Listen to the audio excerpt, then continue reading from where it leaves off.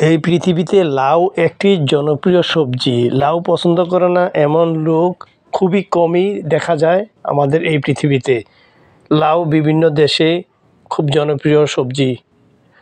লাউয়ের প্রচুর ফলনের জন্য প্রয়োজন পরাগায়ন ব্যবস্থা সঠিক।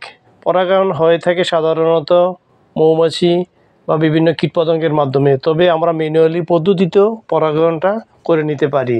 সেই ক্ষেত্রে পুরুষ ফুল নির্বাচন করে খুব সাবধানের সহিত পুরুষ ফুলের রেণুগুলো আমরা বাহির করব এবং এমনভাবে বাহির করব যেন কোনোভাবেই ওই রেণুগুলোতে কোনো আঘাত না লাগে।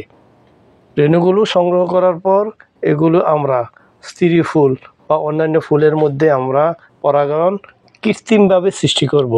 এই কৃত্রিম পরাগায়ন পদ্ধতির ফলে প্রচুর পরিমাণে লাউ জন্মাবে জমিতে। সেই জন্য এই পদ্ধতিটা খুব ব্যাপকভাবে জনপ্রিয়। ধন্যবাদ সবাইকে।